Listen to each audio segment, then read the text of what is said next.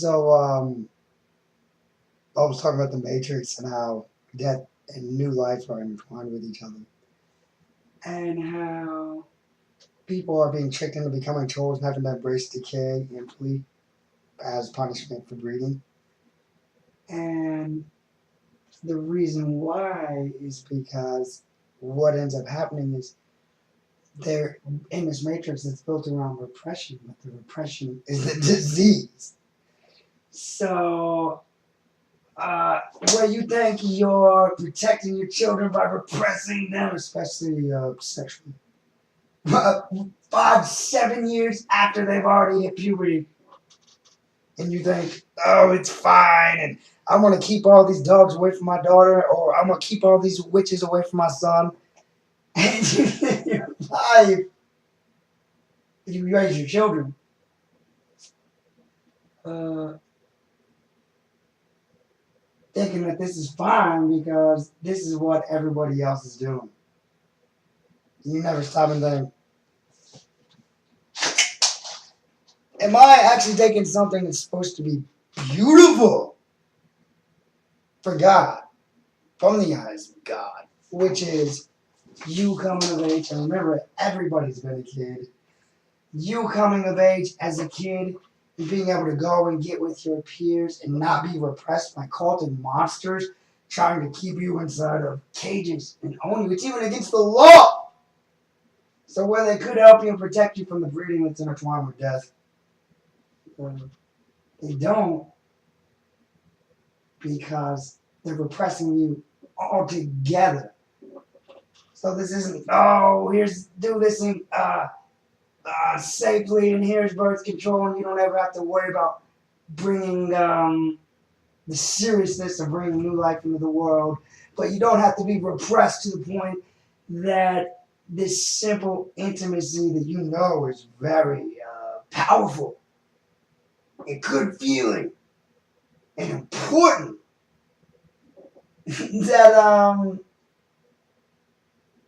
you're not so depraved and neurotic and there's something wrong with you. And is it like this with anybody else? And I better not talk about it. Or I better not, especially to the opposite sex. So, what's actually happening in this matrix, and remember Jesus, he said in those days, children who know their parents in the Babylonian times, in those days, will be known as the children of whores and prostitutes. Which, that sounds dramatic, and it would be in Babylonian times. But in reality times, which is where you come from in the Bible, we see before where the life is going to and comes from, because it's a paradox. Well, the new life is born and forged through the RNA for personality, of course. But is that this is the irony of the machine? Is that you, and it's the reason why this is all possible is because I talk about the two lay on the couch, one lives and one dies. One literally is a robot all alone. It's kind of like that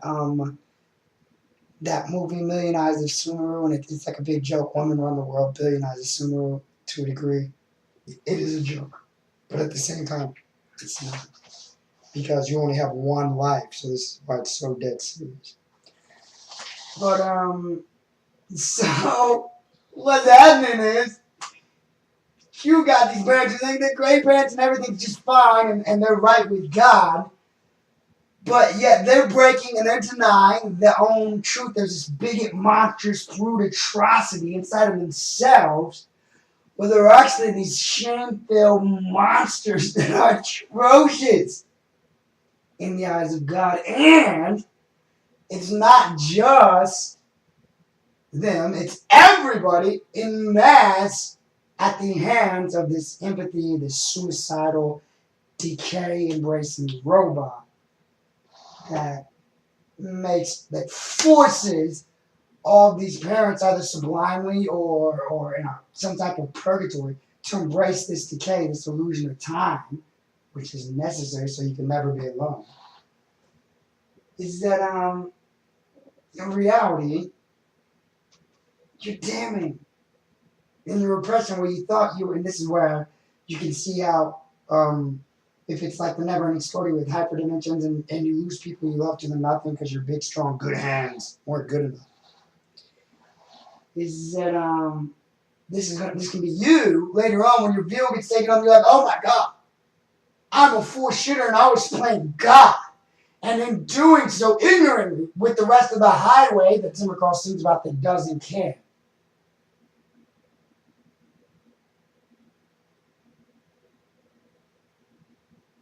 That when your children were old enough, when they became legally adults, that they go and sell their soul for the simple intimacy that they had been deprived, richly deprived, spookily deprived by this total empty void prison reality, inverted reality they're born into, that they're willing to sell their souls.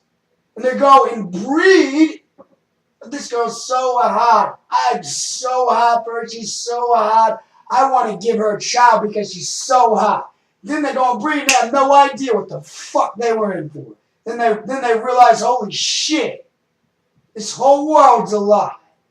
This billion eyes of Sumer were worshiping death and laughing at the suffering of you being in purgatory and forced to embrace this chimatic bigotry in order to give the significance to the dreamers.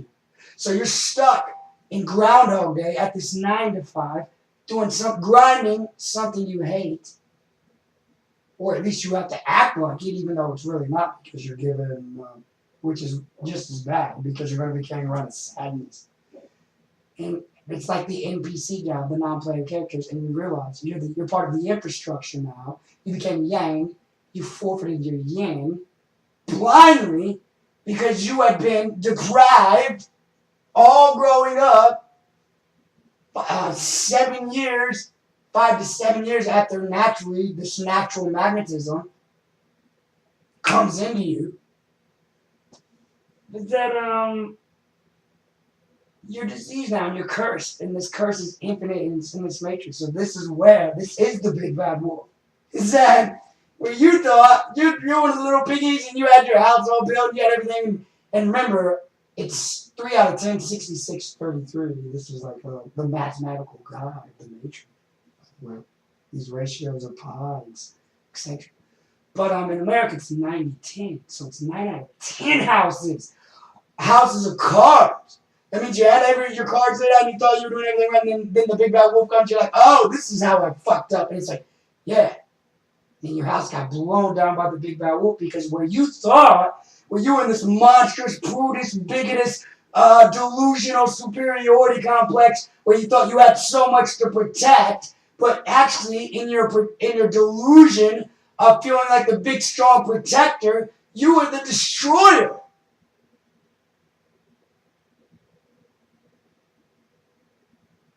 And so the dead Medusa mind doesn't care at all because it can't. It's a Yang. It doesn't even have a word. And if there's devil consorts, which are the followers that are in purgatory, and they're outside of time, and they can't ruin the experiences of the actual living dream, whatever the case may be. This is the most awful thing that there is. So now this big bad wolf is making you cry, and you're so ashamed. You're like, how the fuck can there was right, I should have known. I remember growing up even. I remember that the world was fucked up then, but then it didn't click, and somehow I went and joined this breeder circuit of this highway that's ran by this suicidal Medusa robot that automatically dies in order that nobody ever has to be alone, automatically kills itself for your precious pride and separation. Is that this is the big pebble. Is that you were sitting there, you had hoisted yourself up, and now where are you? Did you have a house of stone? Did you have boiling water under the chimney? No, you didn't, because you were not out there. Was it your fault? No. But here's the thing about this is, just like, what's the matter?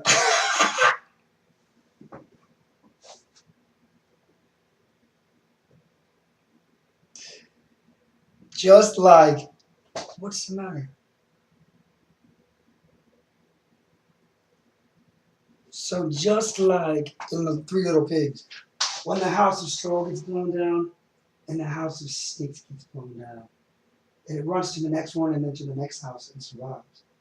It's in the same way, hyperdimensionally, that no one living, not one subjective reality as proven by double slit experiment, ever really dies. But you have infinite concept of death because of this billion eyes of Sumeru robot. So in the end, you're grateful for this robot, because this is what separates you from ultimate loneliness.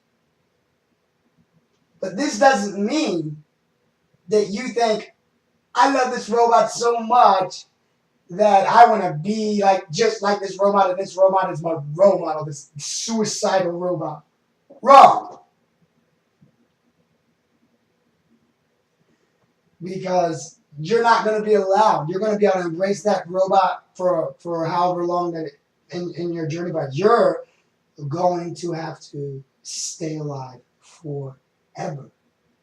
And so you have to make sure that you, and I think the difference between the 90% lost souls and the 10% living is the difference between, are you trying to make your kids decay themselves into these hopeless Martians because you did and you think it's manly, so you don't care if they're repressed and you think it's all just a big joke when you're 90% lost soul? Or are you the 9% that helps the 1% or whatever the math is, the 10% in our country, it's 33 in the East, that embraces decay for your new life that you brought into the world, but your goal and objective and sole purpose is to make sure that they don't have to.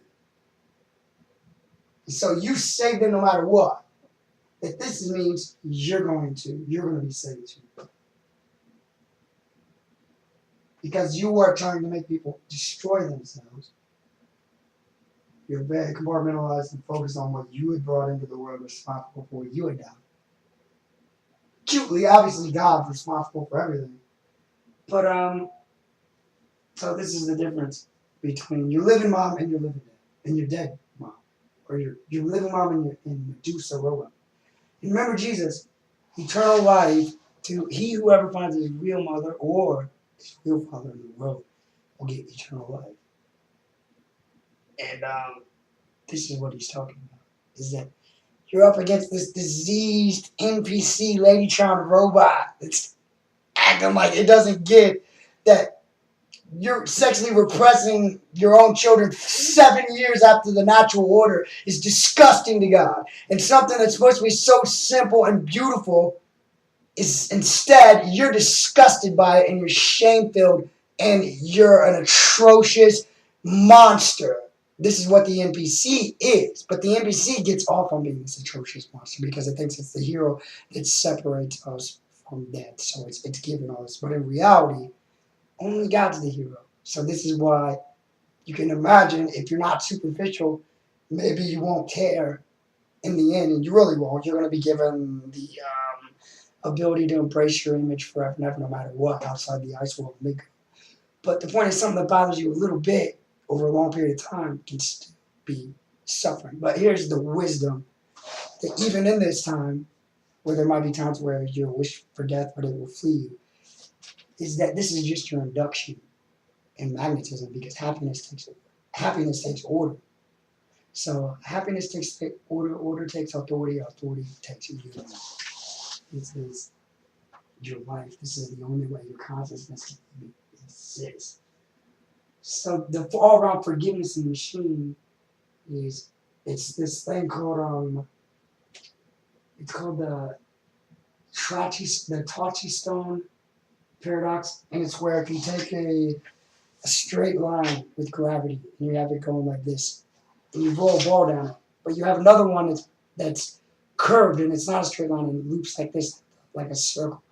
That when you roll balls down these, that the ball that goes down this curved one will be faster than one that even drops straight down and goes straight out, which would be faster than the straight line, which is actually the shortest distance. But it's on this Tachi stone is that it's curved and just like a circle, a perfect circle. And no matter where you drop the ball, whether it's in the middle or the top, it hits the bottom at the same time. So you can have all of these, and this is God's um, universe. That when you get to heaven, whatever it is, you're all gonna hit. You're all the consciousness that's alive and relative to you, the chosen generation, is gonna hit right at the same time. And it says right here in Corinthians 5:20, I'm a part of a chosen generation, of royal priesthood, a holy nation, a purchased people. You're purchased by God. So think about that. Anyways, the point about this is that when you're programmed into all this repression and you go and you're not along with it and you think everything's fine, all this repression, this lady trying robot that's promoting this monstrous, bigoted, atrocious prudism, is that when you finally find out the truth and then you start rolling down that curve, no matter how long that it took you, whether you didn't find out to the top or to the middle, whatever, you're going to hit the end at the same time with all the people that are important to you in your life, that you love, all your forever friends, your family. And the reason that's so important this way is because forever is such a long time. So make sure that all those balls that you've connected with get to come, as many as possible get to come with you. So, anyways, this is the irony. This is all connected in with like poetry, like the Big Bad Wolf, and all of these different things.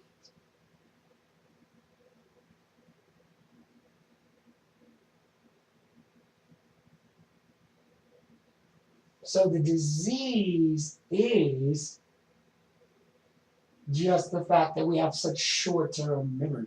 We're living, all we can perceive is one moment at a time, or we're just on this near automatic ride where we're just programmed to, we're acting, reacting.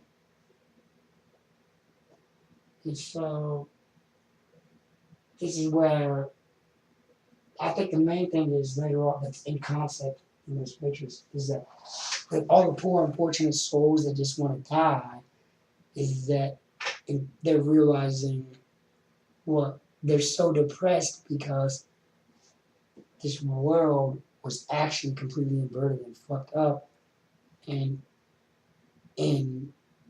uh, literally, but not quantum literally, which means it's set up to seem like it's broken to give the kids of the chosen generation a purpose, which is we're actually just pretending because that we can take credit and actually have a purpose to begin with, to unrepress the world.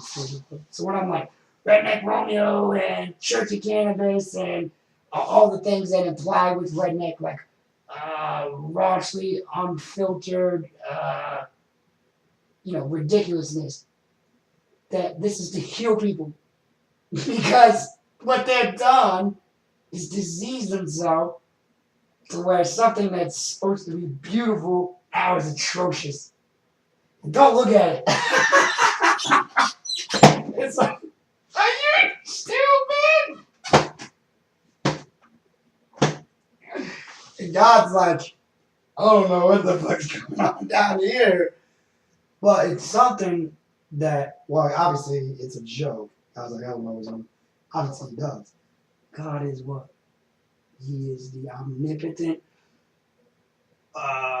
non-static, hologramic troll of the Matrix. That you have to love unconditionally in your heart,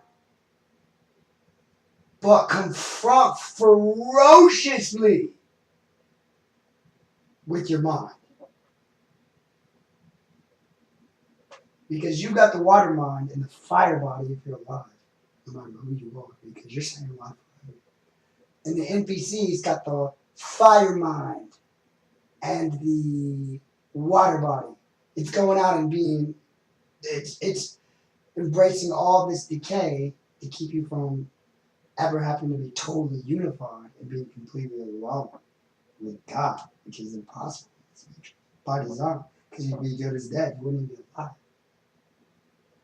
So through all this repression, which we're all experiencing together, Uh,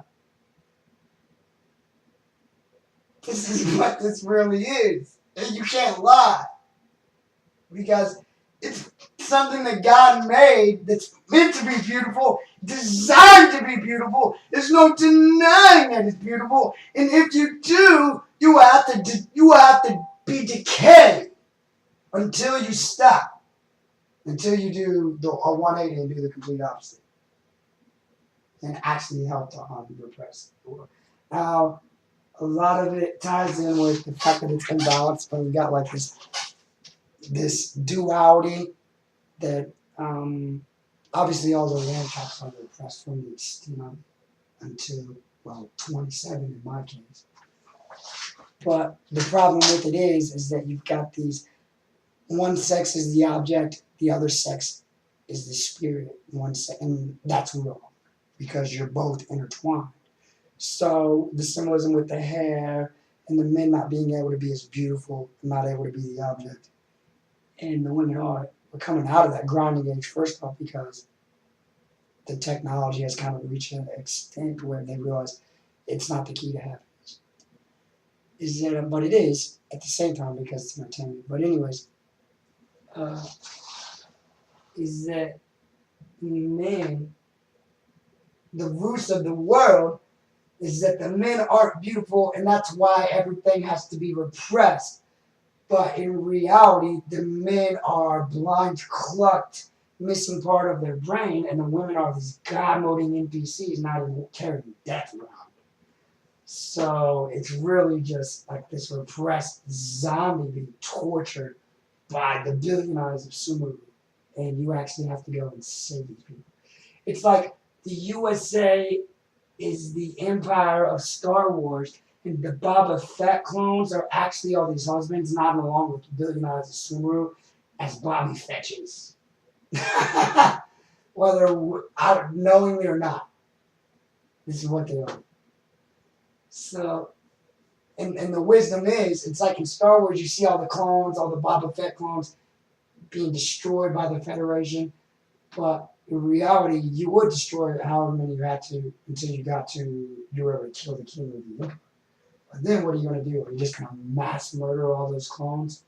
No, you have to rehabilitate it. So that's the lesson of, this is the difference between the Nazi lesson of trying to exterminate the Jews and the Ashkenazi coming, which is going to bring back the beautiful man, which is going to rejuvenate the entire firmament slowly back to the golden age, is going to rehabilitate these Boba Fetts. So if there is massive imprisonment, it's not going to be to kill them.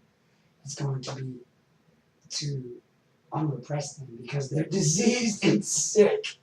So, anyways, the main thing to remember is that there's nothing you can do. There's people got this idea that there's morality that is subjective. It's not.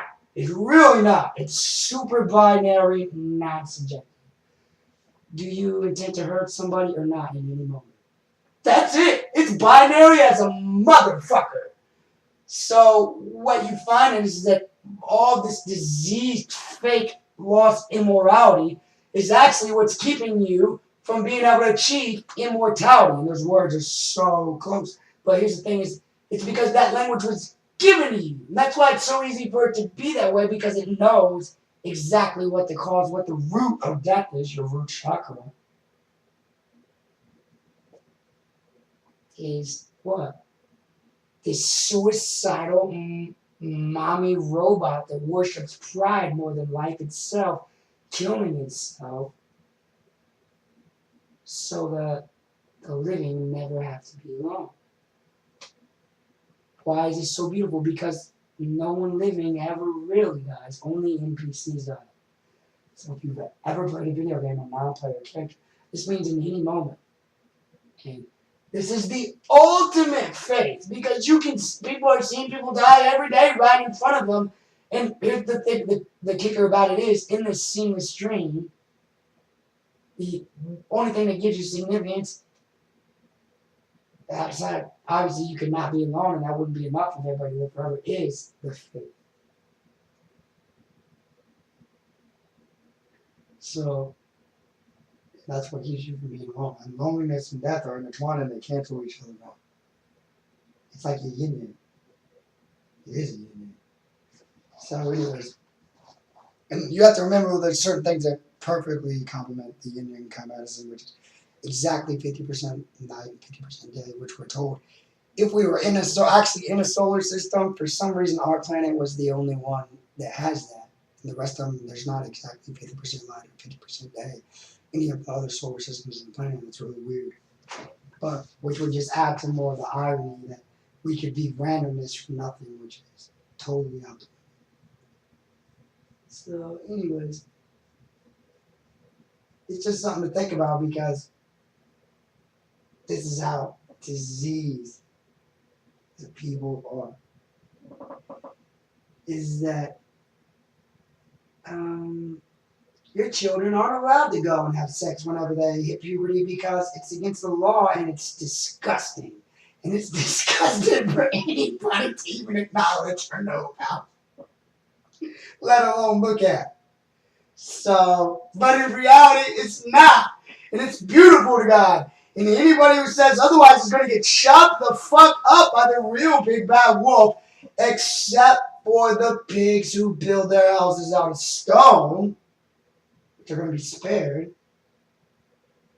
But this is what it really is. There's no arguing with God.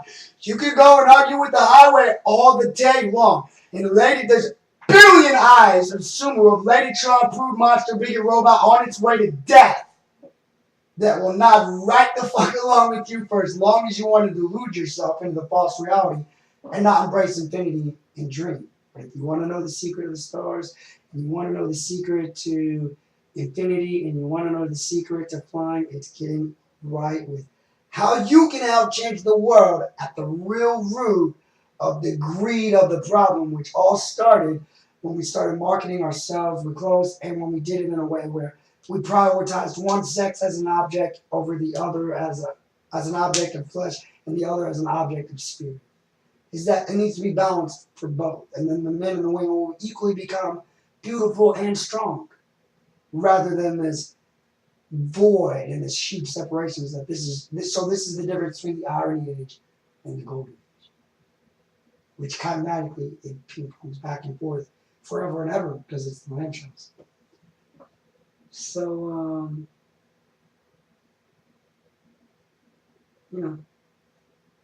it's something to think about when you go through this world and you hear all the things that are going on in the world and how you can then blindly, without any real critical thinking,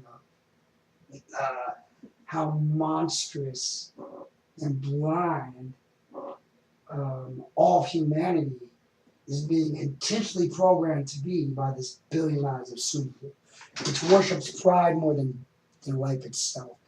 The difference between Jesus and the Babylonian horde is Jesus worships life more than pride itself, no matter what. Which you're always going to have both because they're intertwined anyways. But the fact is that the blood over the intent thing, your life over you having full credit for something because you were radical or fanatical or sacrificial a loon. You were like, I've got the fire brain and the sacrificial water body. I don't care. God loves me the most. It's like, no, because it's just like that experiment, that Tatrochrome with the ball that goes down the circle, no matter where it drops from at the top or the middle, it's going to reach the bottom at the same time. So,